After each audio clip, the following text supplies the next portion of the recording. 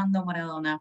Hoy nuestro director nos trae una propuesta fabulosa que me entusiasma muchísimo y que por eso quería venir a acompañar, que es el diálogo de la cátedra con fútbol, pasión y diversidad.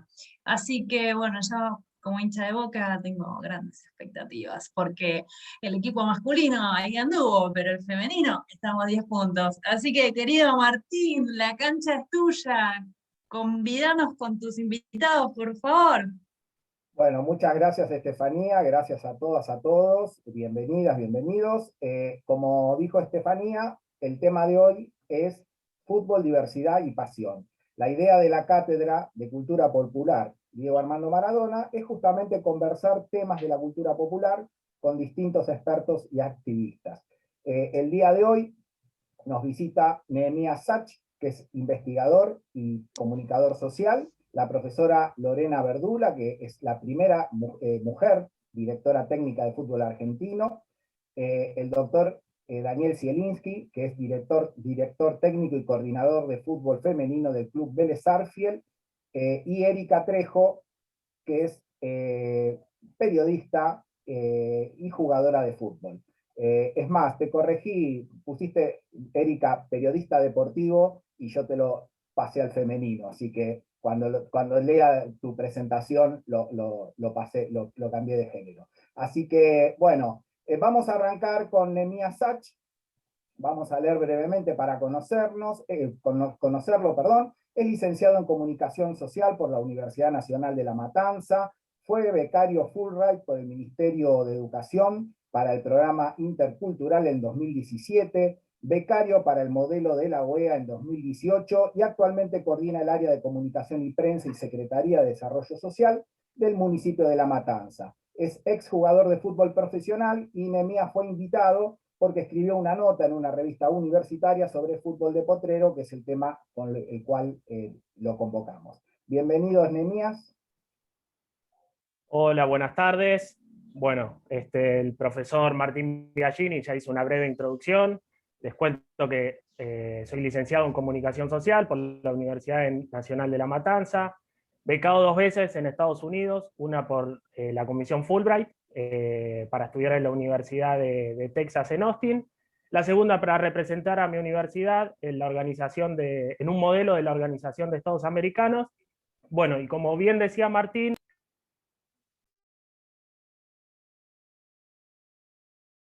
Nehemías, activate el audio. ahí está. Ahora sí, ¿se me había escuchado algo o nada? No. Bien. El profesor Martín Biagini ya hizo una breve introducción, pero brevemente, soy licenciado en Comunicación Social por la Universidad Nacional de La Matanza, becado 2 veces en Estados Unidos, uno para estudiar en la Universidad de Texas en Austin, la segunda para representar a la universidad en un modelo de la Organización de Estados Americanos. Actualmente trabajo en el conurbano, en el municipio de La Matanza, coordino el área de comunicación y prensa de la Secretaría de Desarrollo Social, pero antes, previo a eso, también trabajé en un programa municipal, pero más territorial, el cual me permitió tener un amplio conocimiento del territorio del distrito. A su vez, antes tuve la suerte de tener un breve paso por el fútbol profesional, lo cual inevitablemente me llevó a combinar mi pasión por el fútbol junto con la academia y la investigación, que es un poco de lo que les vengo a hablar hoy, que es el fútbol de potrero, uno de los símbolos más importantes de la cultura popular. Pero antes de arrancar con esto, no quería dejar de agradecer a la Universidad de San Isidro por esta invitación, la verdad, me siento muy honrado de poder participar y bueno, y de poder compartir con Daniel y las chicas esta charla. Pero bueno, volviendo al tema que nos convoca, el potrero está muy asociado al paisaje rural de La Pampa, ¿sí? Que con el avance, con el tiempo, con el avance urbano, devino en baldíos, que es donde se selló su sentido futbolístico. En la segunda mitad del siglo XIX, los que trajeron la novedad del fútbol fueron los trabajadores británicos, los inmigrantes británicos que venían a la fábrica, sobre todo a la construcción de los ferrocarriles para instaurar el modelo económico agroexportador, Y en sus tiempos libres, cuando terminaban su trabajo, su ocio era el fútbol. Es más, se dice que a medida que se iba inaugurando una nueva estación de ferrocarril, a metros o en cercanías se inauguraba una canchita, un potrero de fútbol.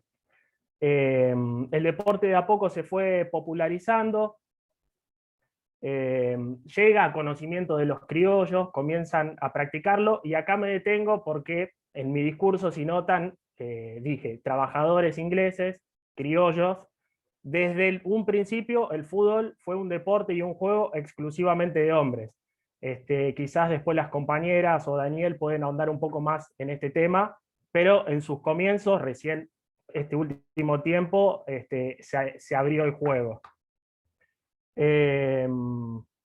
Bueno, a medida que se inauguraban estaciones, se inauguraba una cancha de fútbol, llega a conocimiento de los criollos, y con el conocimiento de los criollos se da una reinterpretación del juego, que ya desde la fase cero, desde el nacimiento del fútbol argentino, difiere del fútbol que trajeron los británicos.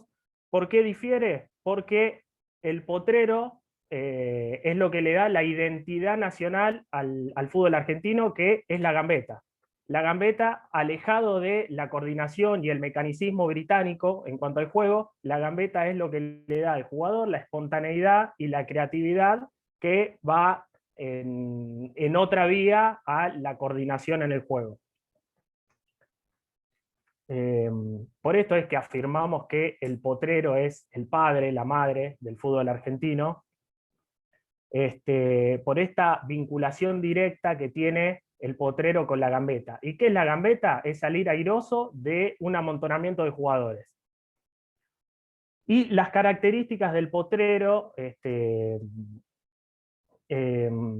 justamente se caracteriza, valga la redundancia, por no tener ninguna supervisión institucional, ni preparación, ni entrenamiento para poder practicarlo. Esta informalidad y falta de reglas claras es lo que promueve la creatividad en la cancha, es lo que promueve la espontaneidad del jugador, y es lo que genera el arte de la gambeta, ¿sí? Si nosotros hacemos memoria y recordamos algún potrero en el que hayamos jugado, en el que hayamos pasado cerca, o hayamos visto, la mayoría cumple el mismo estilo. Pasto a los costados, los corners, y todo pelado en el medio. Esto es porque acá se da el mayor tránsito del juego, donde se concentra el juego, y bueno, es acá donde se desarrolla la habilidad individual del jugador o la jugadora. Y en el siglo pasado, cuando predominaba el paradigma del potrero, el desarrollo individual de la habilidad del jugador se daba en el juego. Como decía recién, no hacía falta una planificación previa, un entrenamiento formal, sino que el jugador en el potrero se iba desarrollando a través de las condiciones y del contexto que se le presentaba. Por empezar, como dijimos recién, el terreno de juego, ¿sí? Con suerte, la canchita, el potrero, tiene tierra y pasto, muchas veces nos encontramos con piedras, con vidrio. Después, el fuerte lazo del potrero, el fuerte vínculo que tiene con la territorialidad. Cada barrio, cada comunidad es quien pone las reglas en esa canchita, en ese potrero, y bueno, a veces cuando había partidos o encuentros barriales de partidos, es donde el jugador también se adapta a las reglas de ese determinado barrio, de ese determinado potrero. Y por otro lado, se adapta también a la pelota. Recién ahora es muy común ver partidos de fútbol picados donde se juega con la pelota número 5, reglamentaria, profesional. Pero hasta no hace mucho tiempo, incluso en el municipio de La Matanza, se divide a las localidades por cordones. El primer cordón, más cercano a la capital federal, el tercer cordón, bueno, obviamente más alejado. Todavía vemos en el tercer cordón partidos donde se juegan con pelotas de papel, pelotas de trapo, pelotas de goma. Entonces es un condicionante más a la hora del desarrollo, desarrollo del juego. Todo esto hace que el jugador se vaya desarrollando y vaya adquiriendo técnica a través del juego mismo.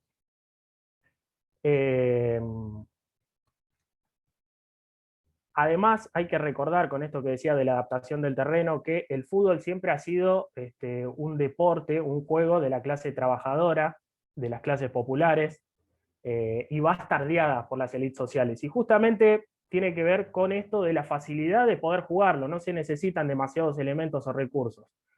Incluso los arcos se pueden formar con 2 piedras, 2 zapatillas, 2 montones de ropa, algo que oficie de pelota, que como vimos recién, no necesariamente la pelota número 5, y bueno, obviamente un baldío y jugadores.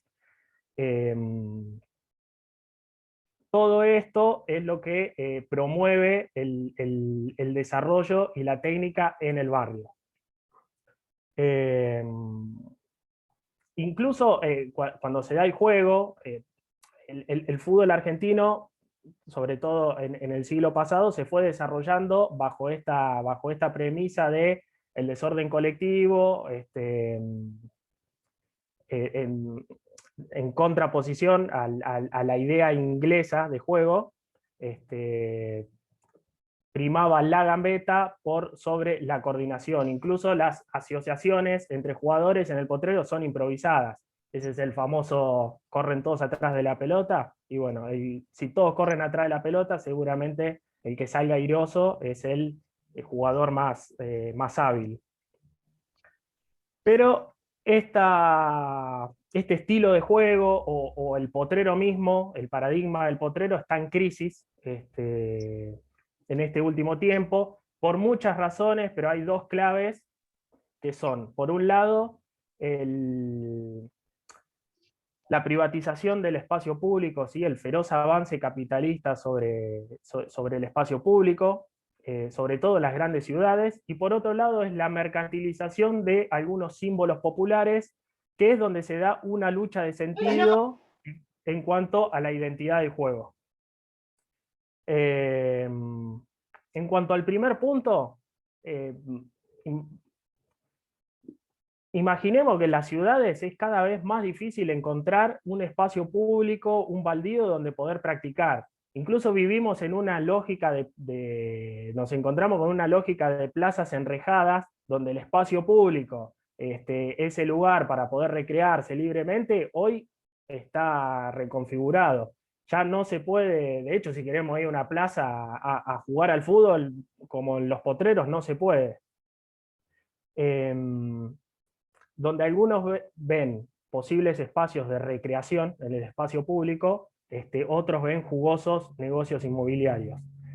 Y por el otro lado, el segundo punto, en el plano cultural y simbólico, obviamente el fútbol, el juego, no es ajeno a la industrialización, no es ajeno a la visión de los medios hegemónicos de comunicación, y hay una reconfiguración en el sentido de el ser futbolista o el ser jugador de fútbol. Todavía recordamos con nostalgia cuando cualquier chico o chica terminaba de almorzar, esperaba un rato, agarraba la pelota y se iba al potrero de su barrio, de su comunidad, a jugar, y el partido terminaba cuando caía el sol, se hacía de noche y se volvía. Bueno, este escenario está prácticamente en crisis, todavía obviamente en muchos lugares se sostiene, cada vez menos. Y lo que los medios de comunicación están reconfigurando es, el ser jugador de fútbol era aquel que iba al potrero, gambeteaba, tiraba caño, jugaba bien, participaba, y hoy la reconfiguración viene más por el lado del parecer jugador de fútbol. Entonces, chicos, chicas, muchas veces se los identifica más siendo jugadores de fútbol para ver por quién tiene el último modelo de botines, el peinado más parecido al jugador de moda, quién está al tanto de los últimos vehículos de alta gama de los jugadores super profesionales, independientemente de si juega al fútbol o no. Tampoco es ajeno a este escenario la tecnocracia y la sociedad de la información, donde de a poco se van desestimando esta creatividad, esta creatividad del jugador para dar lugar al jugador como mercancía, ¿sí? Un ejemplo cortito. Por ejemplo, en 2019 el director de selecciones nacionales, Oliver Bierhoff, de Alemania, del director de selecciones nacionales de Alemania, dijo que había que resucitar el fútbol callejero, había que dejar los entrenamientos formales para recuperar la libertad del jugador, que hoy parece más alienado, parece más un robot cumpliendo funciones que un ser libre jugando. Así que lo último para cerrar, por ejemplo, para evidenciar un poco hasta dónde hemos naturalizado la productividad y la racionalidad instrumental, que muchos jóvenes de La Matanza en entrevistas nos han comentado la dificultad que encuentran hoy para poder practicar el deporte. No existe más la canchita cerca del barrio, sino que hay que viajar para jugar, hay que pagar por 1 hora, 2 horas, entonces este modelo va desapareciendo. Y por último, para poner en valor las virtudes del potrero, quería cerrar con algo metafórico y justo me vino al pie lo del potrero, que incluso el nombre de esta cátedra de estudios de la cultura popular podríamos decir que nace de un potrero, porque esta cátedra se llama Diego Armando Maradona, que podría ser tranquilamente un sinónimo de potrero. Así que en contraposición a la industrialización y a la mercantilización de este deporte, desde los barrios populares se sigue contestando con caño, gambeta y taquito. Muchas gracias. Muchas gracias, Nehemías. Bueno, yo me anoté algunas preguntas para después. Si el público tiene preguntas, les pido que usen el chat, así nos organizamos.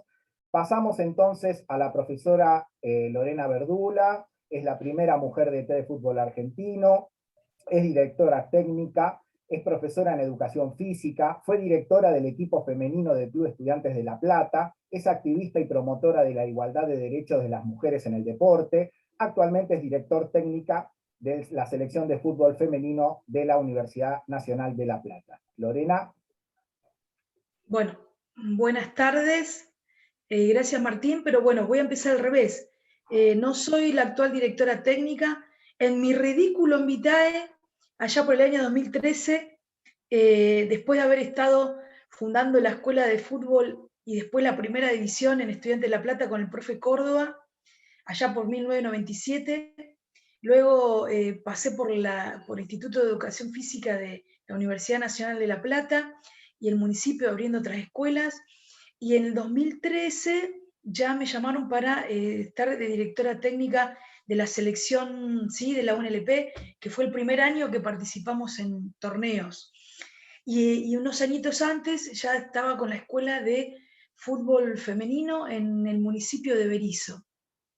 Entre tanto, ya en el 2003, profesora de la Cátedra de Educación Física 4 con la enseñanza del fútbol en perspectiva de género y sexualidades, y ahora, bueno, como adjunta, investigadora, con 2 seminarios más, bueno, una carrera, digamos, interesante de lo que podemos hacer con la pata en el barro, digo, cómo hacemos dialogar las teorías con las prácticas, las 3 funciones de la universidad, la extensión, la investigación y la docencia, y bueno, y hacernos parte de eso, ¿no?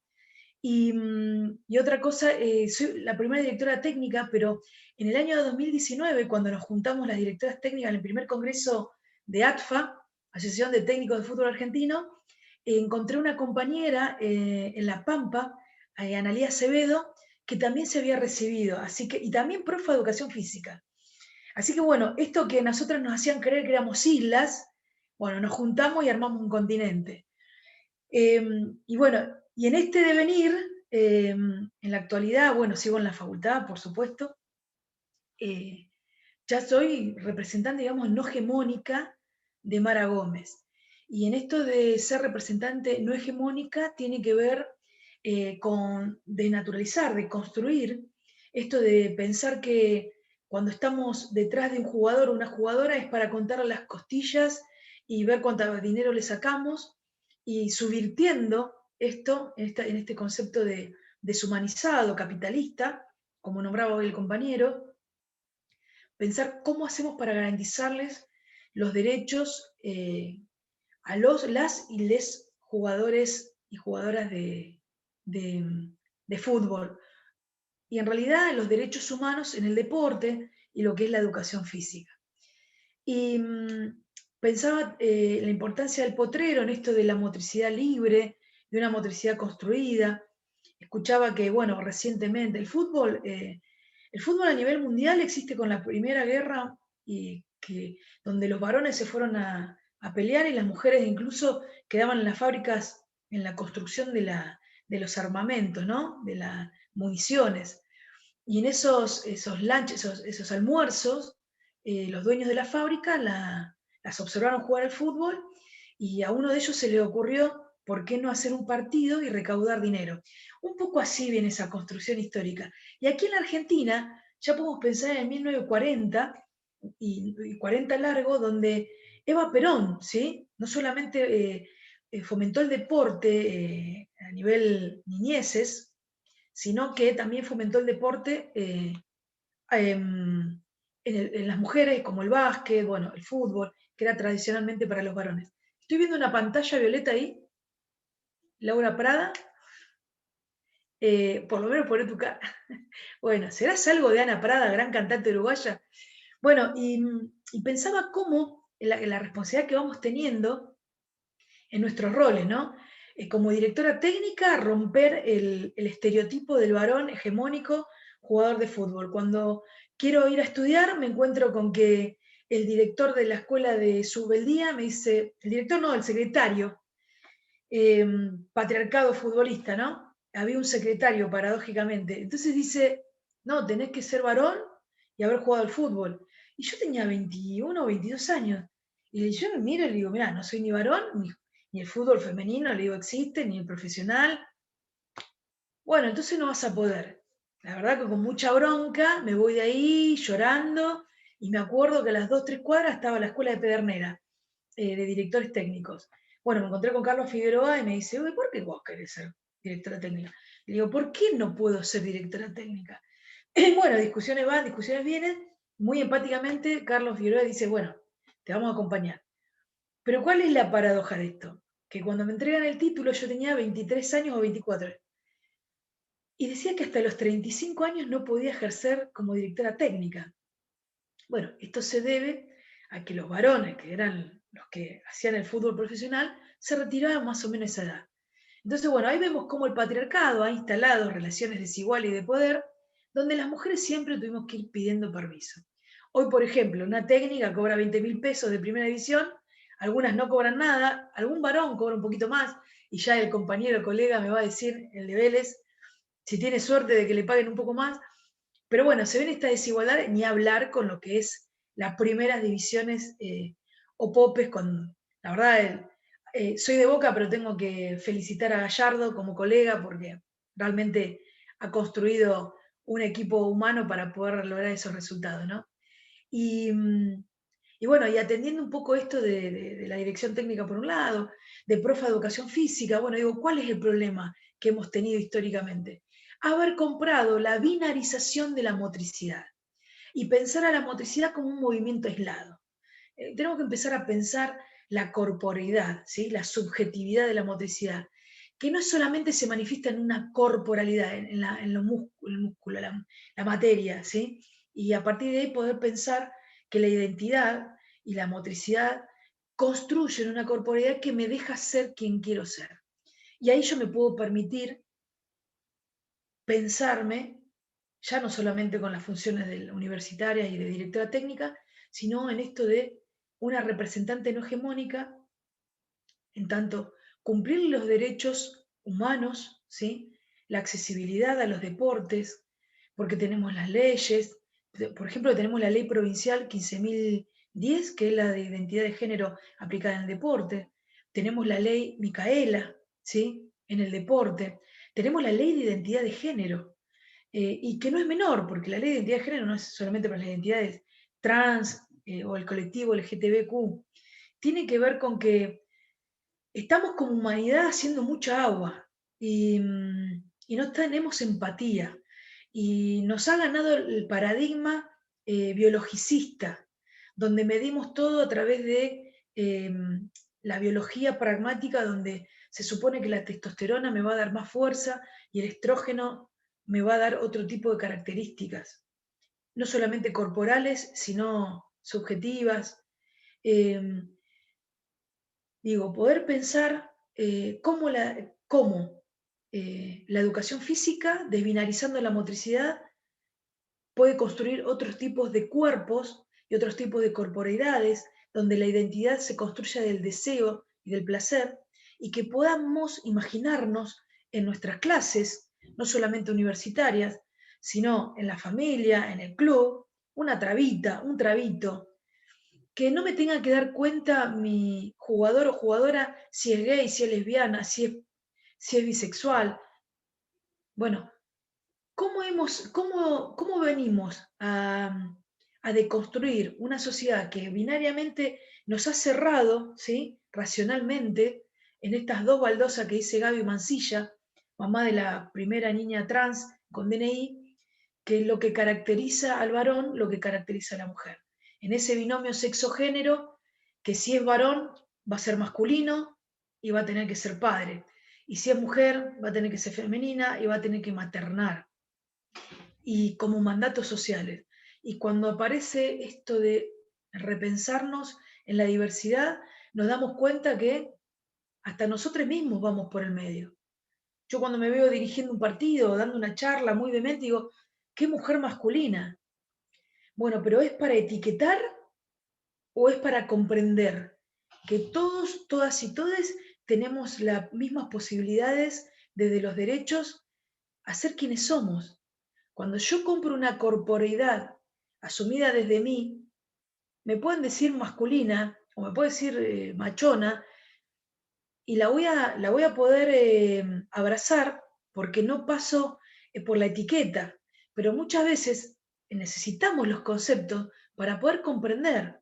Cuando hablamos de Mara Gómez, una identidad trans, ustedes que están en las comunicaciones, decimos el jugador trans Mara Gómez, no lo podemos decir más, porque sabemos que la ley de identidad de género lo que permite es que podamos nombrarla a través de la autopercepción.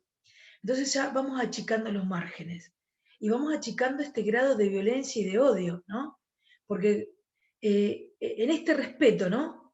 ¿Cómo querés que nos llamemos? Yo veo acá a Janis Joplin en esta sala virtual, y quizá hay algo de Janis que se autopercibe con ella, capaz que canta igual o hay algo, ¿no? ¿Y por qué no dejarla que se denomine en un Zoom Janis, ¿no? Y nada más, nada menos de Janis Joplin. Pensando esto, ¿no? ¿Cómo pensamos las construcciones sociales desbinarizando concretamente en el deporte los reglamentos y las instituciones? ¿Por qué en un primer momento era tan difícil pensar a las mujeres jugando al fútbol, dirigiendo fútbol, aprendiendo fútbol? Y hoy podemos ver que se abrieron un montón de caminos. Bueno, si pensamos la diversidad, ¿por qué no Mara Gómez jugando al fútbol femenino? Si se autopercibe mujer y tiene DNI de mujer. Volvemos a retomar el paradigma biologicista y tiene más testosterona, hay que bajársela porque el COI, la Conmebol, la FIFA, AFA. ¿Alguien evaluó a Mara Gómez para saber en qué situación de rendimiento deportivo está cuando empieza a hormonizarse? Y va, ya que quieren hablar de naturaleza, va contra natura la hormonización, y hay un zafarrancho hormonal que la pone en fatiga mucho antes que las compañeras, que se produce una sarcopenia como si fuera una adulta de más de 40 años, o sea, una pérdida muscular, dolores de cabeza, cambio de ánimo. Nadie ve esa parte de las identidades trans travestis, como tampoco se ve esto de, yo también me hace ruido esto de salir del closet. ¿Hasta dónde hay que salir? Nadie tiene que salir del closet. Porque el costo que pagó el Ciervo Pampa, este jugador de rugby, por salir del closet y no bancarse los medios de comunicación, perdón, las redes, cómo lo maltrataron, se terminó suicidando. Por eso es importante visibilizar. Y ustedes, los medios de comunicación, tienen muchas herramientas, el lenguaje escrito, oral, radial, bueno, y también el icónico. Si empezamos a visibilizar, no una foto que la ponga Mara más alta que la otra jugadora para mostrar que sí, es un varón que juega, sino una foto donde ella muestre su habilidad, o un video donde muestre no la posibilidad, desde los prejuicios que tenemos biologistas, médicos, de decir que tiene más testosterona, sino decir, bueno, ¿por qué Mara realiza por qué tiene tanta lectura de juego, por qué tiene habilidad? ¿Jugamos con los genitales cuando jugamos al fútbol? ¿Con qué se juega? ¿Qué importancia tiene el pensamiento táctico, la lectura del juego, la edad futbolística? Bueno, se comienzan a tensionar un montón de realidades, de prejuicios, de estereotipos, que, bueno, es lo que vengo a invitar a reflexionar y a dejarle las pelotas picando en el área. Y bueno, si quieren después hablamos con alguna que otro más detalle. Muchas gracias. Muchas gracias, Lorena. Perdón, me pasaste el currículum actualizado y abrí el anterior. Te pido disculpas. Pasamos entonces al doctor Daniel Zielinski, coordinador de fútbol femenino del Club Vélez Sarsfield, abogado, director técnico, fue jugador de fútbol amateur en los clubes Chicago y Vélez Sarsfield, fue técnico en el Club Atlanta, el Club Vélez Sarsfield, y desde 2019 coordina fútbol femenino de este último club. Daniel.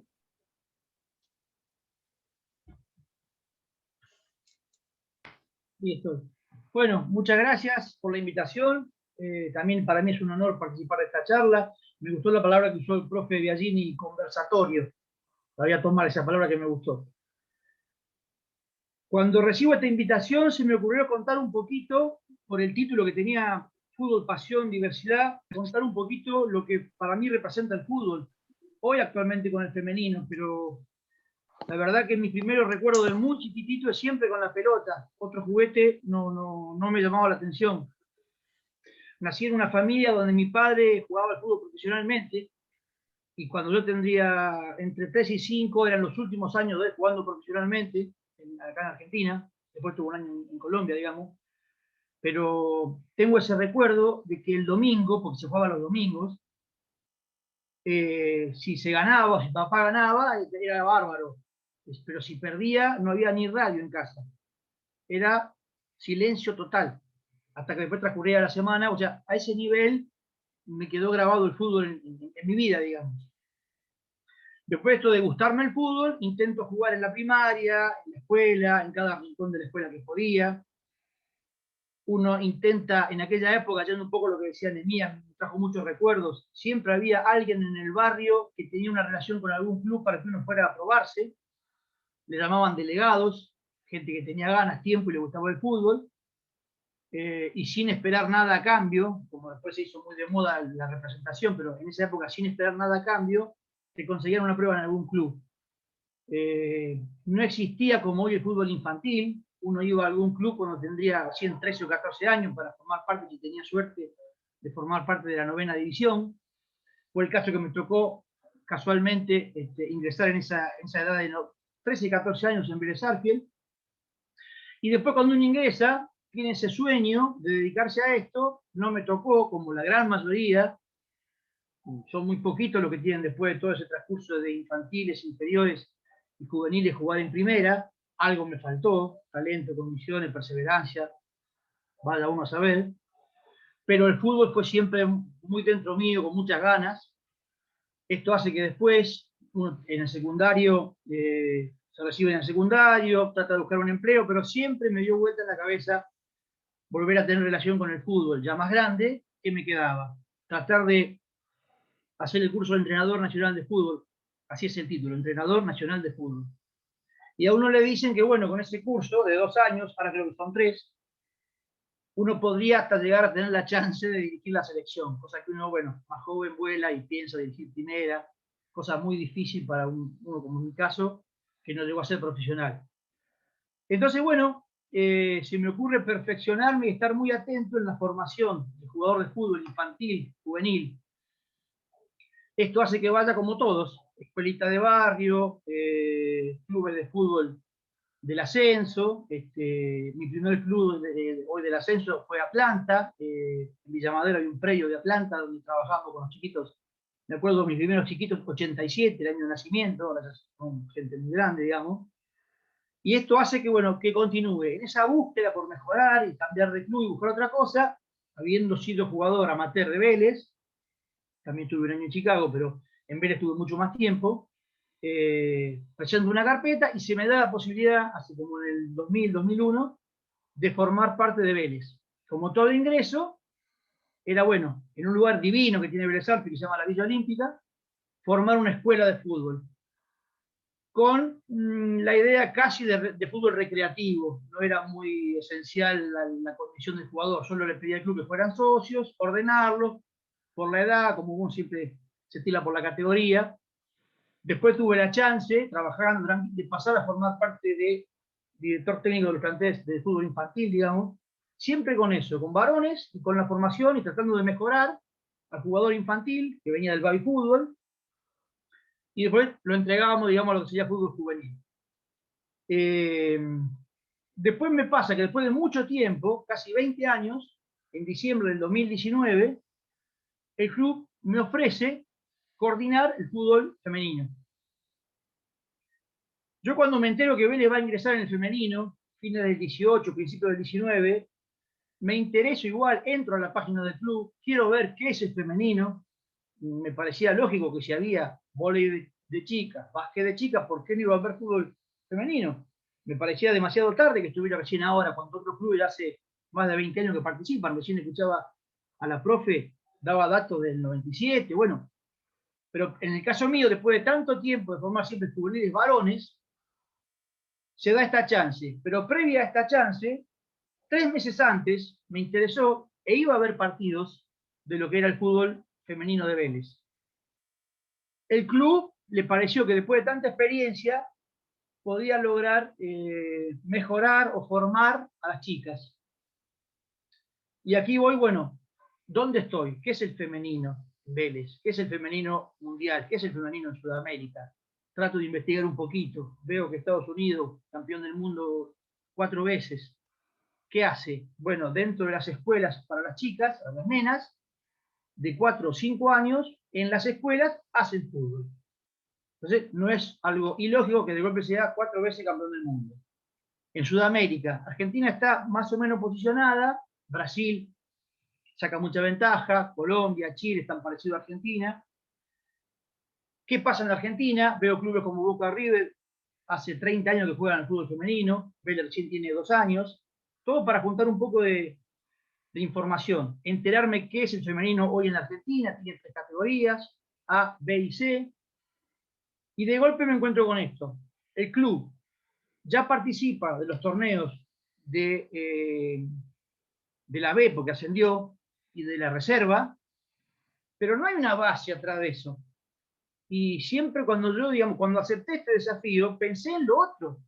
Le dije al club, fenómeno, yo voy a coordinar lo que sería primera división y reserva, pero la base, donde crío a esa jugadora, quiero tener ya, en poco tiempo, espacios, material, apoyo, para que se pueda formar esa jugadora. Entonces, hablo con el club y al margen de tener estas edades, lo que es la Villa Olímpica, un lugar divino de 20 y pico de hectáreas, también tienen la sede acá en Liniers, fútbol mixto, de 3 a 12 juegan varones y nenas al fútbol, y más adelante tienen sub-14, sub-16, bueno, eso quería yo, eso quiero yo para Vélez, formar la jugadora. Nació un poco al revés, pero no importa. Si competimos domingo a domingo con reserva y con primera, fenómeno, trataremos de corregir. Pero es muy difícil en esta formación corregir a una nena que de golpe vino hace un año y tiene 20 o 18 o 22 o más. O sea, ahí está mi idea de emparejar o igualar la experiencia que yo tenía. Si el varón viene a los 6, 7 años al club, pero bueno, también considero que va a tardar eso. Va a tardar y yo voy a estar siempre empujando para que así suceda. Por ejemplo, baby fútbol de nenas casi no hay, pocos clubes juegan al baby fútbol. Si no hay esa base, va a ser difícil. También va a ser difícil contagiar la locura, entre comillas, que es un baby fútbol de varones. Ojalá que tampoco se llegue a eso, ¿no? Pero si algún día la nena se acercara a eso, ahí podríamos lograr tener equipos de 10 años, de 12, de 14, hay algunos clubes que lo tienen, y esa es mi idea, en algún momento poder conseguir, que en este caso Vélez Sarsfield, que es mi club, pueda conseguir toda esa línea e ir mejorando, porque repito, hoy me encuentro con corregir posturas, perfiles, pegarle a la pelota, cómo pararse, cómo leer la trayectoria del balón, un montón de cositas que después de mucho tiempo con los varones, teniendo esa vivencia que no tiene la chica del fútbol femenino, eso le quiero contagiar. El fútbol femenino no viaja a ningún torneo como viajan los varones, que yo viajaba con varones de 9 años, 10 años, a torneos en Santa Fe, falta eso. Las chicas todavía no entienden mucho cuando uno hace una charla y le dice algún defecto en confianza y lo dice delante del plantel, por ahí todavía me cuesta, esta es una experiencia personal, ver cómo buscarle la vuelta para que no sea tomado a mal. Y por ahí con los varones uno, el defecto del partido lo decía más fácil.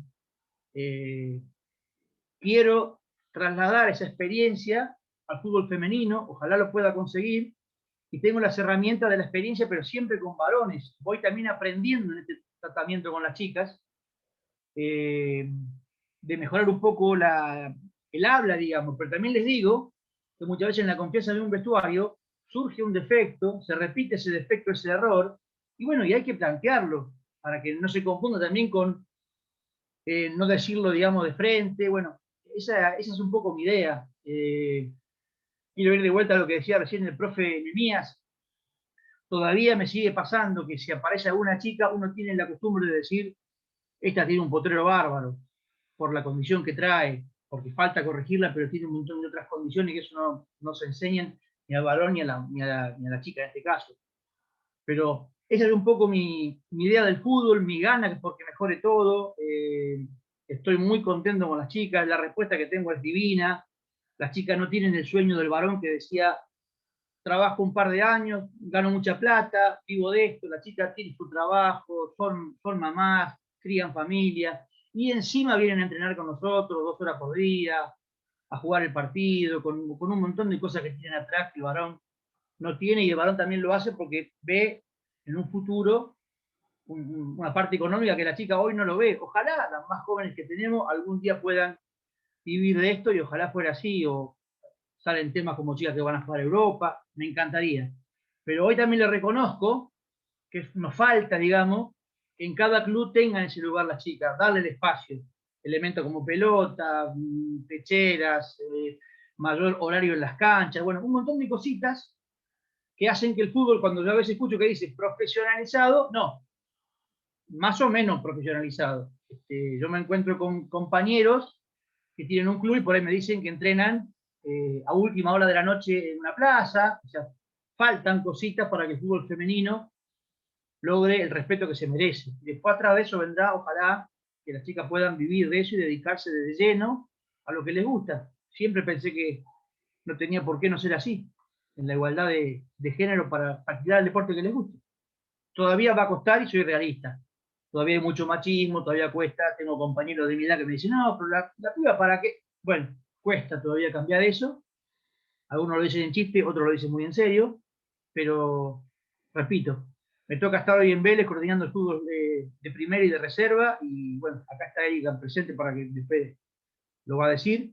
Estoy muy cómodo, me siento con mucho respaldo de las chicas, entrenan con muchas ganas, a full, avisan si un día no pueden, pero y encima trabajan y hacen todo el resto que hace una mujer, que a diario tienen un montón de tareas que por ahí no son tan reconocidas. Esa era un poquito mi charla, y la expectativa de que esto, por fin, el fútbol femenino tenga el espacio que tiene que tener. Muchas gracias, Daniel. Muy bien con el tiempo también. Bueno, ahí me anoté unas preguntas para el final. Seguimos entonces con Erika Trejo, jugadora de primera división del Club Vélez Sarsfield, periodista deportiva. En el 2015, durante 6 meses, fue reserva en Huracán, luego pasó a primera división. En el 2016 fue convocada para integrar la sub-17 de la selección argentina. Estuvo 2 años en Huracán hasta el 17-18, hasta el 17, y en el 18 fichó con San Lorenzo. En el 2020, ascenso y campeona en Vélez Sarsfield en la División C. Erika, un gustazo y un placer tenerte acá presente. Yo te voy a ser sincero, no miro fútbol, no es un deporte que me apasione, pero estuve preguntando por vos, de mucha gente que tiene mucha experticia en el tema, y nada, han hablado maravillas, así que es un honor tenerte acá. Erika. Hola, buenas tardes para todos. Bueno, muchas gracias Martín por la presentación. Hiciste más o menos un resumen de lo que es mi corta, digamos, carrera futbolística hasta el día de hoy. Así que bueno, nada, quizás contar un poco desde mi experiencia, sumando lo que ya habló Nehemías. Daniel también me tomó algunas cosas de esas. Y bueno, cuando Nehemías hablaba, quizás me acordaba un poco de lo que fue mis comienzos, también en el Potrero. Yo siempre cuando me preguntan de cómo comenzó mi vínculo con el fútbol, hago referencia a que quizás también es la historia más o menos de la mayoría de las chicas que comenzamos jugando con varones, jugamos en una cancha de tierra de Potrero. Yo, por ejemplo, vivo en Merlo, tengo enfrente de mi casa una canchita de fútbol que está junto a una plaza. Directamente no tendría ni siquiera pasto en los corners, como decía Nehemías, era todo tierra y piedras. Comencé jugando con varones, somos en mi familia 5 hermanos y tengo conmigo somos 4 hermanas mujeres y un varón. Entonces comencé jugando por él, junto a sus amigos. En ese entonces no había lo que era para formar en escuelas de baby fútbol de 5, así que sinceramente jugaba con varones, no me dejaban fichar porque no estaba permitido que las mujeres jueguen en la liga de masculina, digamos, infantiles. Así que bueno, después de unos años, más o menos en el 2015, fue que tuve la oportunidad de ir a probarme a Huracán, estuve 6 meses en reserva, hasta que fiché para primera. Como ya lo mencionaste, estuve hasta el 2017. En ese transcurso habían partidos amistosos con la selección argentina, que estaban las categorías juveniles, sub-17 y sub-20. Cuando jugaba en Huracán, que todavía no estaba en primera división, de hecho mi primer partido como titular de la primera fue contra el seleccionado sub-20. Ahí me seleccionaron para la selección argentina, bueno, y estuve algunos meses entrenando en Ezeiza, y después de ese entonces, como que tuve la oportunidad de aprender quizás más cosas, porque bueno, en Huracán era todo muy reciente, también entrenábamos, nos faltaban materiales, como dijo Dani, que hasta el día de hoy le sigue pasando a la mayoría de los clubes, quizás más del ascenso, los de primera ya dentro de todo están más armados, pero en ese entonces nosotros entrenábamos en una cancha que no teníamos luces. Recuerdo de hacer pretemporada con Huracán en Parques Patricios, en una plaza. Así que bueno, fue todo un proceso, y en 2018 tuve la oportunidad de ficharme con San Lorenzo, que en cuanto a institución era un poco distinta, quizás más completa a lo que era Huracán, porque tenían el acompañamiento de la dirigencia. Entonces, en cuanto a materiales y eso no había problema, espacios también teníamos. Las chicas, que la mayoría eran de provincia, contaban con la pensión, así que fue todo como un mundo más distinto, son realidades distintas, más allá de que ese clásico rival hay como una brecha larga entre un club y el otro. Bueno, yo también, como lo mencionaste, estudié periodismo deportivo, me recibí de periodista deportiva. En ese entonces estudiaba y jugaba al fútbol por la tarde, digamos, iba a entrenar. Eso lo hice durante 3 años. Comencé cuando estaba en Huracán a estudiar y terminé la facultad en el 2018, cuando estaba jugando en San Lorenzo, que se me hacía un largo día, digamos, un día largo. Y bueno, quizás por ahí no estaba dando el 100% en ambas cosas, y como en ese entonces todavía no había una posibilidad de que el fútbol acá en Argentina podría llegar a ser profesional o semiprofesional, como lo quieran decir, decidí dejar de jugar al fútbol para poder terminar de estudiar y quizás estar al 100% en la facultad. Así que bueno, una vez que ya me pude recibir, me comentaron de que Vélez estaba formando al femenino, que para competir en AFA, como ya la mayoría saben, arrancó en la División C, Así que bueno, tuve la oportunidad de volver al ruedo, digamos, con Vélez. Yo fiché en septiembre de 2019. La disciplina en Vélez arranca en el 2018, en junio, bueno, con el DT Nicolás Galiquio, que fue quien se encargó de juntar, digamos, un grupo pequeño. Empezaron con 5 chicas, que era un recreativo, sumando y sumando entre socias y demás del club. Se armó un grupo entre 20 y 30 jugadoras, hasta, bueno, el día de hoy que formamos el plantel. Hubo una liga que era la Liga Amistad, que era algo más recreativo, que venían clubes de otro lado para participar, y en ese entonces estaba la preparación, digamos, para lo que iba a ser el torneo de la Primera C, que bueno, en diciembre del año pasado, del 2020, ascendimos y salimos campeonas con Vélez. Así que bueno, más que nada es como un resumen de eso, y también, bueno, después cuando quieran hacer alguna pregunta y demás, pues puedo hablar de otras cosas. Muchas gracias, Erika. Muchas gracias también por cumplir con el horario. Bueno, yo me anoté algunas preguntas para comenzar, y obviamente que si el público quiere en el chat anotar alguna más. Gracias a las y a los 4 por estar presentes. Bueno, me anoté algunas preguntas para Nehemías, que fue el primero, el que arrancó. Me acuerdo por un trabajo que tuve que hacer sobre historia.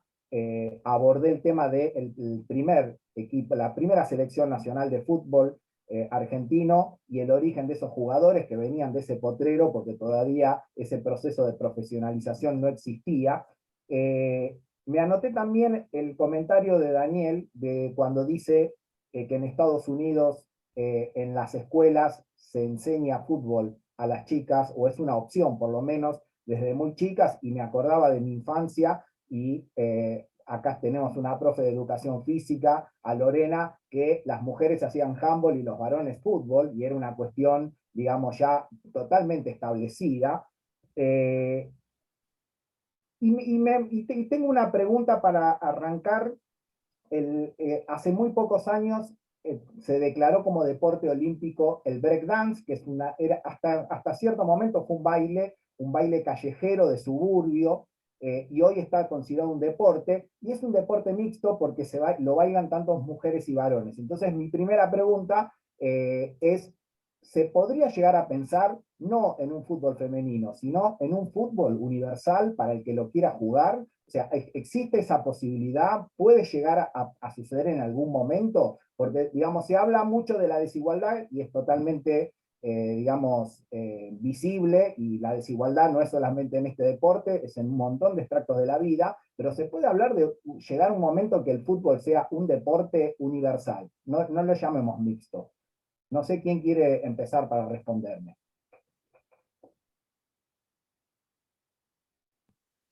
Mirá, si me permiten, voy a contestar. Hoy hablé de desbinarizar la motricidad. En ningún diseño curricular dice que las mujeres tenemos que hacer handball o vóley y los varones tienen. Eso es una cuestión cultural, histórica. Eso fue lo que el patriarcado instaló. Todo androcéntricamente. Todo lo que pertenece al varón, hegemónico, no le pertenece a las mujeres ni a la diversidad. Hoy hablé también de desbinarizar los reglamentos y las instituciones. Es un proceso social el que vamos a tener que transitar, y cultural. Yo no sé si es excluyente, ¿sí? Y tener que ni hablar de un deporte mixto es totalmente binario, pues yo ya estoy pensando en el varón y la mujer. ¿Dónde entraría Mara? ¿Dónde entra Marcos Rojo, jugador trans de Gualeguaychú? ¿Sí? Y pensar en otros deportes. Lo que tenemos que empezar a replantear es, bueno, que hay mucho, porque ¿qué nivel vamos a estar hablando? Incluso podemos interpelar a los Juegos Paralímpicos, ¿sí? Pero eso es otro tema. Si pensamos en el fútbol se juega con las habilidades, con las técnicas, con el desarrollo de la lógica interna del propio deporte, con la historia, ¿no? propia, o sea, la edad futbolística. Si les damos a las mujeres cis, trans, a los varones cis, trans, a la diversidad, al ser humano, una pelota desde que nace, es muy probable que podamos resolver, porque nosotras jugamos como jugamos hoy por hoy y marcamos la diferencia quienes estuvimos en potrero, pero la que no tuvo potrero le pasó lo mismo que el varón que no tuvo potrero. Pero sí se sistematizó y se profesionalizó el fútbol mucho antes con los varones que con las mujeres. ¿Qué quiero decir con esto? No hablemos solamente de igualdad, hablemos de equidad, démosles los recursos. Hoy hablaron de un fútbol mixto en Vélez. La Liga de Berisso hace 6 años o 5 años aproximadamente que juegan mixto. Entonces hasta los 12 años los clubes. ¿Y cómo comenzó eso? Porque las hijas que venían a jugar a la escuela municipal, los papás querían ponerlas a jugar con sus equipos. Y ahí fue cuando interpelaron y digamos, desbinarizaron en cierto modo, o mejor dicho, dejaron de hacer sexista el deporte al fútbol en la liga, ¿sí? Hay lugares del país que se juega de manera mixta, hay lugares del país que han tenido que hacer acciones legales. Bueno, lo que tenemos que empezar a pensar es en un deporte no binario. También va a comenzar a haber un nado sincronizado mixto, ¿sí? Porque el patriarcado dijo, bueno, los varones no son delicados, ¿cómo lo vamos a ver que van a parecer muy brutos adentro del agua? Y sin embargo, como es una cuestión cultural, todo lo que asignamos a los roles de géneros, también lo hemos visto en los deportes. Yo no sé si tiene que haber un deporte universal, puede haber un deporte universal, pero hay que pensar en dónde. Un deporte universal, no sé si es universal, tiene que ser, porque ¿qué es universal? Tiene que ser un deporte no binario, o por lo menos sabemos que no tiene que ser sexista, ¿sí? O mixto porque quedamos con la frazada corta, la diversidad no sería parte. ¿Podemos respetar los derechos del colectivo, por ejemplo, de las jugadoras de hockey que tienen trans, que tienen una selección, el equipo de los dogos gay masculino? Pero a ver, ¿vamos a seguir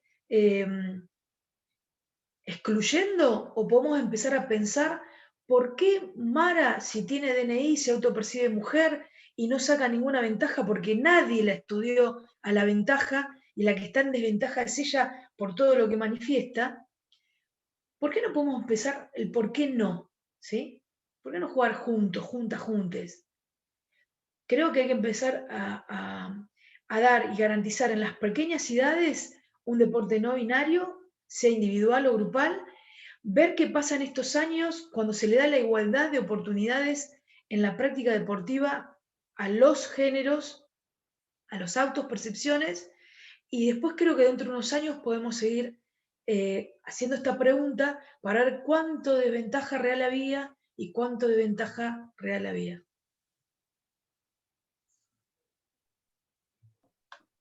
Daniel, tu opinión, y de paso sumo una pregunta.